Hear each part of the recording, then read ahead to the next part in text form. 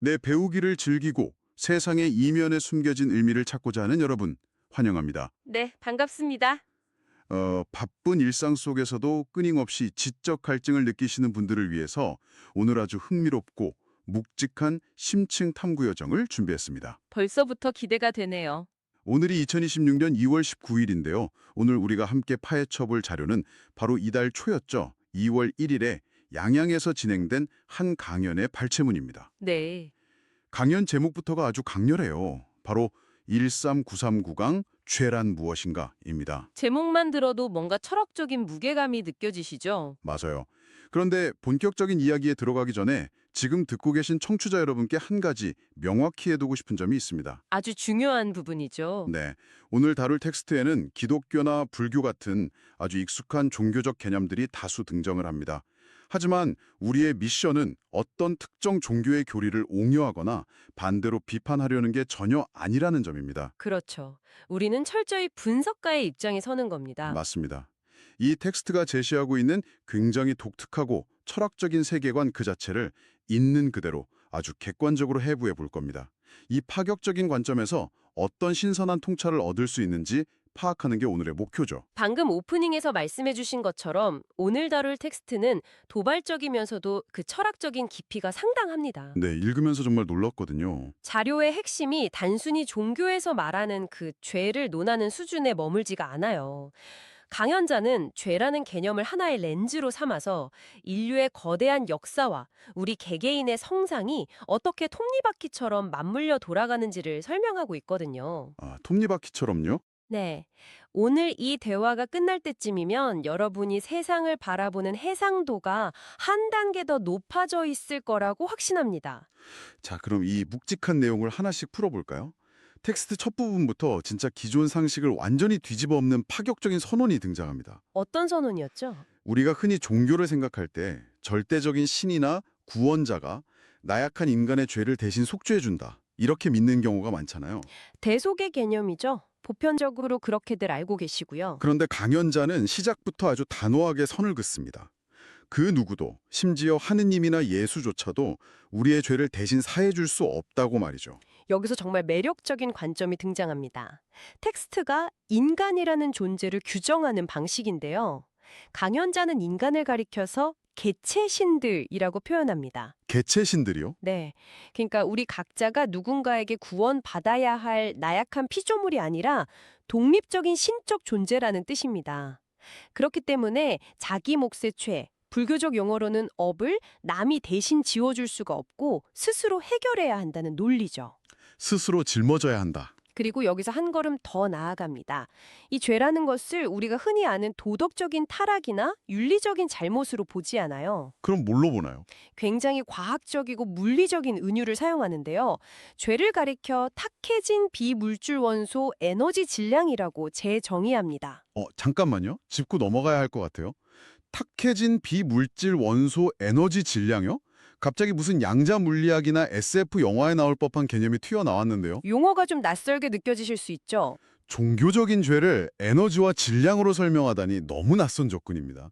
이 부분 청취자분들을 위해서 조금 더 쉽게 설명해 주실 수 있나요? 이렇게 한번 생각해 보면 어떨까요?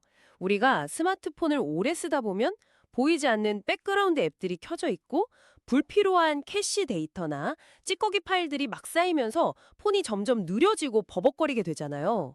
아, 그렇죠. 주기적으로 용량 정리 안 해주면 엄청 답답해지죠. 바로 그겁니다. 텍스트에서 말하는 탁해진 에너지 질량이라는 건 영적인 차원에서 우리에게 쌓여있는 오류 데이터나 찌꺼기 파일 같은 개념입니다. 아, 그게 찌꺼기 데이터다. 네, 이게 바로 강연자가 말하는 원죄입니다. 그리고 우리가 육신을 입고 이 지구라는 세상에 태어나 살아가는 진짜 이유는 어떤 형벌을 받기 위해서가 아니라는 거죠. 그럼 지옥 같은 벌이 아니라? 바로 이 탁해진 에너지를 스스로 정화하고 업데이트하기 위한 일종의 거대한 시뮬레이션 환경에 들어온 것이라고 설명합니다. 와, 폰의 찌꺼기 데이터를 지우기 위해 지구라는 시뮬레이션에 접속했다? 이렇게 비유를 들으니까 확 와닿네요. 이해가 빠르시네요. 그런데 텍스트를 쭉 읽다 보니까 강연자가 이 원죄와 우리가 현재 겪는 일상적인 활동을 아주 철저하게 분리하더라고요. 네, 그 부분이 아주 핵심적인 구분입니다. 예를 들어서 내가 살아가면서 누군가에게 사기를 당하거나 심지어 전쟁 같은 비극적인 일이 벌어져서 희생되는 상황들 있잖아요. 이런 현재 일어나는 일련의 사건들은 죄가 아니라고 주장을 합니다. 그럼 대체 이런 고통스러운 비극들은 뭔가요? 텍스트에 따르면 그것은 단지 환경 속에서 일어나는 활동 내지는 작용일 뿐입니다. 작용이요? 네. 사기를 당하거나 고통을 겪는 것 자체가 내가 지은 죄의 결과물이라기보다는 내 안에 있는 그 탁한 에너지를 발견하고 정화하기 위해 우주가 나에게 던져준 맞춤형 환경이라는 겁니다. 그러니까 내가 사기를 당한 건 내가 과거에 남의 돈을 훔쳤기 때문이라는 단순한 인과응보가 아니라 그렇죠. 내 에너지의 탁한 부분을 깨닫고 성장하라고 주어진 일종의 압력밥솥 같은 환경이라는 뜻이군요. 정확한 비유입니다. 원죄만이 진짜 탁해진 에너지이고 지금 우리가 겪는 고통이나 사건들은 그 에너지를 닦아내기 위한 필수적인 마찰력이라고 보는 세계관이죠. 여기서 정말 흥미로운 부분이 등장합니다. 방금 말씀하신 그 개인의 에너지 정화라는 미시적인 관점이 갑자기 거대한 역사와 사회구조라는 거시적인 관점으로 훅 확장이 되거든요. 네, 스케일이 갑자기 커지죠. 강연자가 예수 시대의 역사적 배경을 예로 드는데 당시 노예를 부리는 지배자들과 핍박받는 노예들의 구조를 바라보는 시각이 굉장히 파격적입니다. 솔직히 저는 이 부분 읽으면서 속으로 이거 좀 위험한 발언 아닌가? 이런 생각도 들었거든요. 아마 많은 청취자분들도 그렇게 느끼실 수 있는 대목입니다. 흔히 우리는 지배자는 악당이고 노예는 일방적인 피해자라는 선악의 이분법으로 역사를 바라보니까요. 맞아요. 예수는 당연히 그 핍박받는 노예들을 불쌍히 여기고 그들을 위해 살았다고 알고 있죠. 그런데 텍스트는 노예가 왜 노예가 될 수밖에 없었는가 하는 근본적인 질문을 던지면서 이 관계를 선악 구도로 보지 않습니다. 그렇습니다. 강연자는 지배자와 노예라는 억압적 구조를 그 시대 인류 전체의 성장을 위해 필연적으로 세팅될 수밖에 없었던 거대한 환경적 구조로 해석을 합니다. 아까 환경이라는 단어가 여기서 또 나오네요. 네, 아까 개인에게 주어지는 고통이 압력밥솥 같은 환경이라고 하셨잖아요. 네네. 역사적으로 볼 때 이 노예제도라는 잔혹한 시스템 역시 인류의 영적 에너지를 폭발적으로 진화시키기 위해 만들어진 거대한 압력밥솥이었다는 논리입니다. 와, 그건 정말 차가울 정도로 구조적인 시각이네요. 그렇다면 그 속에서 피눈물을 흘리며 억울하게 죽어간 수많은 노예들의 희생은 대체 뭔가요? 그냥 우주의 시뮬레이션을 위한 소모품이라는 건가요? 바로 그 지점에서 텍스트의 독특한 희생에 대한 철학이 나옵니다. 강연자는 누군가가 억울하게 희생당했다면 그것이 단지 한 맺힌 억울함으로 끝나서는 절대 안 된다고 강조합니다. 억울함으로 끝나면 안 된다? 네, 희생이 의미를 가지려면 후대가 그 끔찍한 구조와 희생을 보고 반드시 무언가를 깨닫고 진화해야 한다는 겁니다. 후대의 깨달음이 필요하다는 거군요. 맞습니다. 후대가 그 피해 역사로부터 배움을 얻어 새로운 패러다임을 만들어낼 때 비로소 과거 희생자들의 보람이 생기고 그들의 탁한 에너지도 해탈할 수 있다는 굉장히 거대한 유기적 연결망을 이야기하고 있죠. 후대가 깨달음을 얻어야 과거의 희생이 완성된다라. 듣고 보니까 이 논리가 현대사회로 아주 매섭게 연결이 되더라고요. 텍스트가 오늘날의 경제구조를 이야기하잖아요. 아주 현실적인 뼈 때리는 비유가 나오죠. 네. 현대사회에서 매일 출퇴근하며 고군분투하는 노동자들, 텍스트 표현을 빌리자면 현대판 노예처럼 살아가는 우리가 거대 자본이나 경제를 운영하는 경제인들을 단순히 착취하는 나쁜 놈들이라고 욕만 하고 끝난다면 과연 지식인이라고 할 수 있냐고 묻습니다. 이 부분이 아주 날카로운 지적입니다. 우리가 단순히 재벌이나 시스템을 탓하고 내 인생을 원망하는 데에만 에너지를 쓴다면 어떻게 될까요? 발전이 없겠죠. 강연자는 그것이 과거 2000년 전 맹목적인 노예 시대의 사고방식에 그대로 머물러 있는 것이라고 꼬집습니다. 현상의 표면만 보고 분노할 것이 아니라 왜 이런 거대한 경제 시스템이 만들어졌고 나는 이 구조 안에서 무엇을 배우고 어떤 지적 성장을 이뤄내야 하는가 그 본질을 꿰뚫어보라는 의미입니다. 분노를 넘어서 통찰로 나아가야 한다는 것이죠. 자, 그럼 이제 이 강론의 가장 논쟁적일 수 있는 하이라이트로 넘어가 보겠습니다. 텍스트는 인류 역사상 가장 위대한 성인들이 남긴 족적에 대해서도 엄청나게 도발적인 재해석을 내놓습니다. 네, 종교계에서 들으면 깜짝 놀랄 내용이죠. 강연자의 주장에 따르면 예수는 단 한 번도 사람들에게 너희 죄를 다 가져가노라 이렇게 말한 적이 없다는 거예요. 이 대목에서 기독교적 배경을 가진 분들은 아마 신선한 충격 혹은 당혹감을 느끼실 수도 있을 겁니다. 강연자는 예수가 진실로 남긴 말은 십자가 위에서 피 흘리며 외친 신이시여 나를 버리시나이까 이 절규 한마디 뿌리고 그 외의 기적이나 대속의 메시지들은 대부분 후대의 사람들이 만들어낸 작품이라고 단언합니다. 저는 이 부분을 읽으면서 예수의 십자가 처형 전날 밤, 그 겟세마네 동산에서의 묘사가 너무 생생해서 소름이 돋았습니다. 어떤 점이 그렇게 다가오셨나요? 예수가 다음날 자신이 잡혀가서 끔찍하게 죽을 것을 미리 알고 피눈물을 흘리며 덜덜 떨면서 기도했다는 부분 말이에요. 이거 완전 스타트업 창업자가 회사가 파산하기 직전에 모든 책임을 떠안고 무너져 내리는 엄청난 심리적 공포를 겪는 파운더의 딜레마의 궁극적인 버전 같았거든요. 파운더의 딜레마라 아주 훌륭한 비유입니다. 아무런 고통도 못 느끼는 완벽한 마법사 같은 신이 아니라 뼈저린 두려움을 겪는 한 인간의 고뇌가 생생하게 느껴졌습니다. 텍스트는 예수를 초월적인 구원자라기보다는 시대의 모순이라는 십자가를 짊어진 숭고한 인간으로 그려냅니다. 그 극한의 두려움 속에서 하느님과 영적으로 대면하고 너의 오늘 희생이 훗날 거대한 미래를 이끌 초석이 될 테니 내 품으로 오라는 메시지를 받으며 기꺼이 형장으로 나아갔다는 해석이죠. 기꺼이 나아갔다. 네. 그리고 이것을 더 넓은 맥락으로 연결해 본다면 강연자는 예수의 희생을 부처, 즉 시달타의 삶과도 나란히 놓습니다. 시달타 이야기요. 둘 다 각자의 좁은 세상에서 바깥 세상의 넓고 참혹한 현실을 보고 돌아온 분들이죠. 그렇습니다. 텍스트는 이 두 성인을 우매한 백성들, 즉 자신이 노예인 줄도 모르고 갇혀 사는 사람들을 일깨우기 위해 자신들의 영적인 맑음과 지식을 남김없이 쏟아부은 위대한 제자이자 선구자로 평가합니다. 마법사가 아니라 선구자다. 네, 하늘에서 뚝 떨어진 신비로운 마법으로 인류를 구원한 게 아니라 철저한 교육과 헌신으로 사람들을 깨우려 했다는 점에 방점을 찍고 있는 거죠. 여기서 강연자가 던진 약간의 유머러스하면서도 뼈있는 가설이 기억나네요. 만약 예수가 3년이 아니라 30년을 더 살면서 활동했다면 어땠을까 하는 부분 말입니다. 네, 아주 도발적인 상상력이죠. 저는 이 부분 읽으면서 빵 터졌거든요. 너무나 맑고 영적인 사람이 인간 세상의 온갖 정치질, 이권 다툼, 배신 같은 부조리한 꼴들을 30년 동안 매일 보고 겪어야 한다면 어땠을까요? 상상만 해도 끔찍하죠.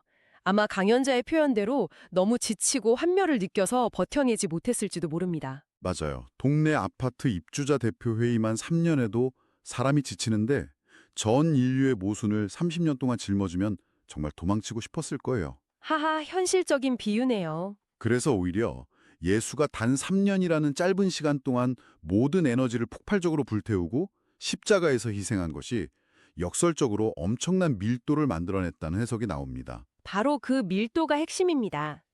길고 지지부진한 30년의 삶보다 모든 것을 던진 3년의 치열한 희생이 후대 사람들에게는 비교할 수 없이 강력하고 선명한 성장의 데이터베이스로 남았다는 의미입니다. 부처의 80년 삶이 남긴 가르침의 데이터베이스와 더불어요. 네, 데이터베이스. 자, 그렇다면 여기서 우리에게 가장 중요하고 실존적인 질문이 던져집니다. 이 거대한 역사적 희생의 데이터베이스를 고스란히 물려받은 우리는 지금 도대체 무엇을 하고 있는가 하는 거죠. 드디어 대망의 마지막 섹션입니다. 듣고 계신 여러분, 그래서 이 모든 이야기들이 도대체 지금 출퇴근하고 공부하고 밥 먹고 사는 우리와 무슨 상관이 있을까요? 가장 중요한 포인트죠. 우리는 과거 성인들이 피 흘리며 겪었던 그 참혹한 역사와 깨달음을 스마트폰 화면이나 책을 통해 너무나 편안하고 안전하게 흡수하고 있습니다. 텍스트는 이렇게 지식을 자유롭게 향유하는 현대인들을 가리켜 아주 독특한 단어로 부릅니다. 바로 질량이 크게 태어난 홍익인간 지도자들입니다. 여기서 홍익인간이라는 단어가 등장하네요. 저도 이 단어 보고 처음엔 당황했습니다. 홍익인간이면 우리 어릴 때 국사 시간에 배운 단군 신화 속 건국이념 아닙니까? 갑자기 이 철학적 맥락에서 웬 홍익인간이 튀어나오는지 헷갈리더라고요. 우리가 흔히 아는 역사적 슬로건으로만 생각하면 오산입니다. 텍스트에서 말하는 홍익인간은 앞서 말한 에너지 질량 개념의 연장선상에 있습니다. 아, 연결이 되는군요. 수천 년 동안 인류가 수많은 희생을 통해 쌓아 올린 지식과 데이터라는 엄청난 질량을 한 몸에 흡수하고 태어난 말 그대로 고용량의 인지 능력을 가진 현대의 지식인들을 의미합니다. 우리는 과거 선조들처럼 정보가 없어서 무지했던 시대에 살고 있지 않잖아요. 주머니 속 스마트폰 하나로 인류의 모든 철학과 과학에 접속할 수 있죠. 바로 그겁니다. 아, 그러니까 널리 인간을 이롭게 할 수 있을 만큼 빵빵한 데이터와 램을 장착하고 태어난 신인류라는 뜻이군요. 정확합니다. 그런데 텍스트는 이렇게 고사양으로 태어난 현대 지식인들을 향해 아주 매섭게 호통을 칩니다. 선배들이 무식하고 정보가 없던 2000년 전에 하던 방식 그대로 여전히 십자가 빛이나 부처상 앞에서 무릎을 꿇고 내 병 고쳐주세요, 우리의 대학 붙게 해주세요 하고 구걸하며 살다가 죽는다면 도대체 후대에 무엇을 남길 것이냐고 묻죠. 그 호통이 텍스트의 백미죠. 비나리로 살다가 빌다가 죽는 조상들이라는 표현이 참 섬뜩하게 들렸습니다. 그 부분이 바로 이 강연 전체를 관통하는 가장 핵심적인 결론이자 호소입니다. 강연자는 지금 우리가 기독교, 불교를 비롯해 수많은 종교와 사상, 과학적 지식들을 동시에 접하고 비교할 수 있는 환경에 살고 있다는 점을 엄청나게 강조합니다. 네네. 이것을 가리켜서 우리는 이미 일상 속에서 거대한 비교 종교학을 하고 있는 상태라고 규정을 하죠. 아, 대학원 가서 논문 쓰는 학자들만 하는 게 비교 종교학이 아니라 유튜브 알고리즘으로 성경 해설 듣고 불교 명상 듣고 양자역학 강의를 동시에 넘겨보는 우리의 일상 자체가 이미 인류 역사상 전례 없는 비교 종교학의 현장이라는 거네요. 맞습니다. 기가 막힌 통찰이죠. 과거의 성인들이 십자가와 보리수나무 아래서 거대한 희생의 데이터를 만들어 주었다면 그 데이터를 모두 다운로드 받고 태어난 우리는 어떻게 해야 할까요? 과거의 방식에 얽매여서 맹신하거나 엎드려 빌기만 해서는 안 된다는 겁니다. 맹신은 안 된다. 우리 종교가 진짜고 너희는 가짜야라며 평가 가르고 싸우는 건 더더욱 시대착오적이고요. 그럼 우리는 구체적으로 어떻게 해야 하는 거죠? 이 모든 지식을 총망라해서 바르게 이해하고 하나로 융합해서 인류가 앞으로 나아갈 완전히 새로운 패러다임, 새로운 창의력을 일으켜야 합니다. 과거 성인들의 공로를 존중하되 그들의 텍스트를 분석하고 해체해서 지금 이 시대의 모순을 해결할 실질적인 지혜로 만들어내는 것. 실질적인 지혜요? 네, 그것이 진정으로 그들의 희생을 헛되지 않게 하는 오늘날 우리 질량이 큰 지식인들의 소명이라는 것이 강연자의 최종 결론입니다. 와, 정말 머릿속이 팽팽하게 돌아가는 시간이었습니다. 오늘 이 묵직하고 거대한 여정을 잠시 정리해 보겠습니다. 오늘 우리는 특정 종교를 찬양하거나 비판한 것이 아닙니다. 네, 철저히 분석했죠. 우리는 인간의 죄를 내 안에 탁해진 에너지 질량으로 보고 이를 정화하기 위해 우주가 빚어낸 환경적 압력을 이해하는 완전히 새로운 세계관을 만났습니다. 그렇습니다. 또한 예수와 시달테 같은 성인들의 생애를 그저 맹신해야 할 초월적 기적이 아니라 우리가 배우고 분석해야 할 인류 성정의 데이터베이스로 재해석해냈죠. 마지막으로 모든 정보가 열려있는 이 시대를 살아가는 우리 현대인들에게 무릎 꿇고 비는 낡은 습관을 벗어던지고 모든 지식을 융합해 미래의 패러다임을 창조하라는 아주 날카로운 지적 자극까지 확인했습니다. 오늘 다룬 텍스트가 궁극적으로 요구하는 것은 결국 사유의 진화입니다. 누군가가 만들어 놓은 낡은 시스템이나 종교적 권위에 수동적으로 나 자신을 의탁하지 말고 여러분이 가진 그 고사양의 지성을 총동원하라는 것이죠. 고사양의 지성. 네, 시대의 모순을 꿰뚫어보고 그 안에서 스스로의 의미와 역할을 주도적으로 찾아내는 것, 그것이 바로 현 시대를 살아가는 가장 지성적인 태도가 아닐까 싶습니다. 자, 늘 새로운 깨달음을 갈망하시는 청취자 여러분, 오늘 이 치열했던 분석의 시간이 여러분의 일상에 그리고 세상을 바라보는 시야에 작은 파문을 일으켰길 바랍니다. 마지막으로 오늘 밤 잠자리에 들기 전 천천히 곱씹어 볼 만한 도발적인 질문을 하나 던지며 마무리하겠습니다. 네, 어떤 질문이죠?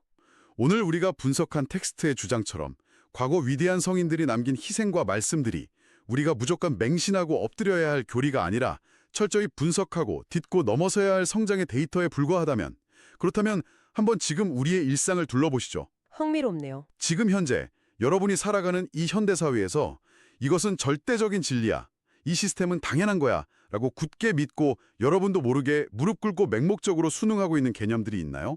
그것이 자본주의의 어떤 규칙일 수도 있고 직장의 위계질서일 수도 있고 혹은 성공에 대한 집착일 수도 있습니다. 우리를 둘러싼 많은 것들이 해당되겠네요. 어쩌면 먼 훗날의 미래 세대들은 지금 우리가 목숨 걸고 매달리는 그 가치들을 보면서 아, 과거 21세기의 사람들은 우매하게도 저런 낡은 시스템이 전부인 줄 알고 맹신하며 살았구나 라고 평가할지도 모릅니다. 충분히 그럴 수 있죠. 과연 그 현대판 낡은 유물이 무엇일지 오늘 밤 여러분만의 날카롭고 주도적인 비교 분석학을 시작해 보시기 바랍니다.